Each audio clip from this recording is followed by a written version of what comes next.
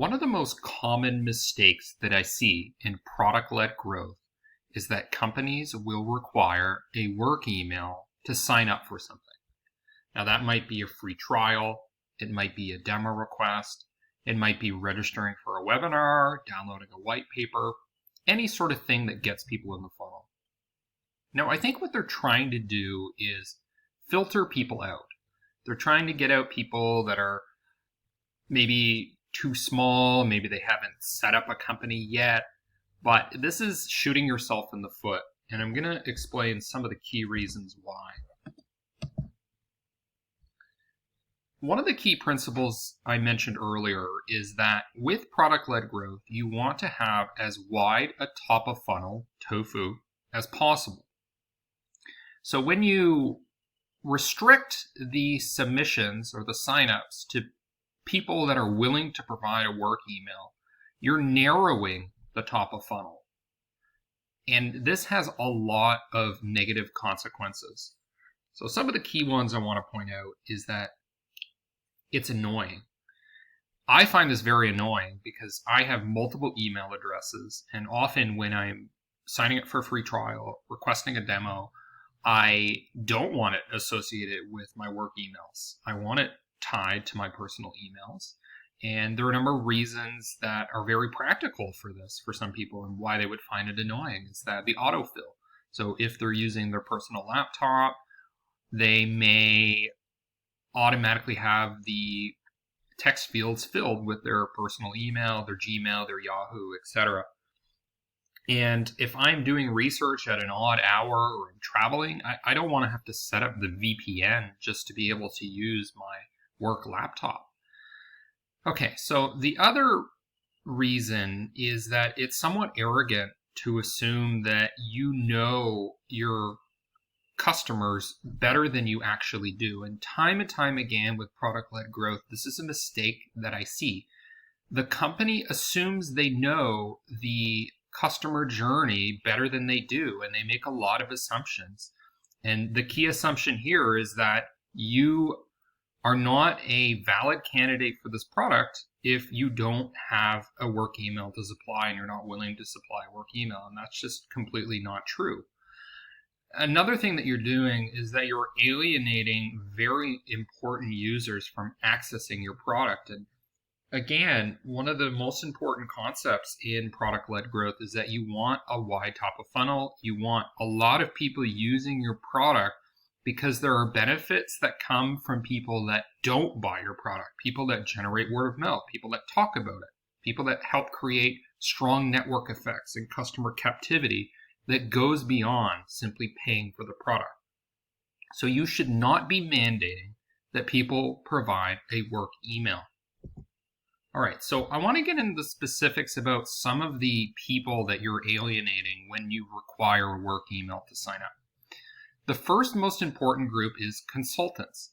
So there are management consultants, there are accountants, there are web developers, there are all sorts of people that help companies, and often they're independent and they help multiple companies.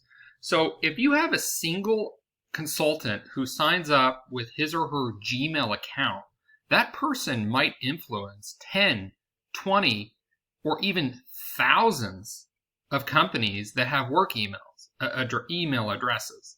But just because the consultant uses a Gmail address, which is completely valid, there's lots of consultants who make six-figure salaries and they consult for Fortune 500 companies. They don't want to have to bother with setting up some official email address because it breaks their workflow. They'd rather just use Gmail. Gmail syncs easily with Google Slides and their entire IT system. When you're independent and agile, it makes sense.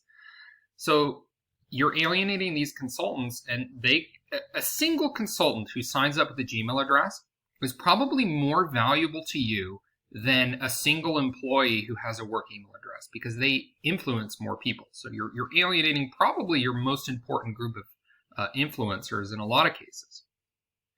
All right, now the second group that you're alienating is people that do research in the evenings. So people are often busy in meetings during the day. They're doing their job. They're going through their processes, they're checking off boxes, and then in the evening, they go on LinkedIn, they go on Facebook, they're scrolling, they're doing research on Google, and that's when they're in the stage where they're looking for new products to try. And if you're requiring that they go back to their work email to register, you've basically shot yourself in the foot. At the stage where they're doing research, it's highly likely that they're going to want to use their personal email address. A third group that you could be alienating is board directors. So there are people who have very strong influence in companies that are on the board of directors. They don't necessarily have a work email associated with that specific company because maybe they run their own business, maybe they're the CEO of another company, and they might sign up for a free trial of your product just because, hey, maybe the company I'm a board director for could use it, but I don't want it associated with my personal business. But I'm okay with signing up using my Yahoo, my Gmail, etc. You're basically saying, we don't want you. We don't want you, important board director. We only want direct frontline employees. You're also alienating job changers, which is everyone. Especially in certain industries like tech, people are changing jobs every year, every couple of years. This isn't the 1950s when job loyalty was for life. People change jobs, and the second they change a job, they lose their company email. And it's going to be much, much harder for them to do a search in their email system to find your product, to find your free trial, to find your welcome email, if it's tied to an employee email address they no longer have access to. You're also alienating people that are affiliated with multiple companies. Now, this isn't always true because they may have a particular company in mind when they sign up for your product. But there are lots of people that are associated with multiple companies. They don't necessarily want this free trial associated with one in particular. So it becomes a frustrating point of friction when you force them, you compel them to choose a single email address. Now, for example, I know an entrepreneur. He owns a restaurant. He owns a cleaning company. He owns a maintenance company. What email is he supposed to use? We don't know. There are also people that work half-time at one company, part-time in another. They're freelancing on the side. And these aren't, there's kind of this assumption that if somebody doesn't have a work email, they're not serious. Maybe they don't make enough money to be able to afford the product. That's not true. That's old school thinking when people had jobs for life. They had a lot of job security. They stayed loyal. This isn't the world we're working in now. We're working in a world of people who work from home, who have a gig system, and they are associated with multiple companies, often simultaneously. Now, the last group is you're alienating people who are using their personal email for social media. And let's face it, that's most people.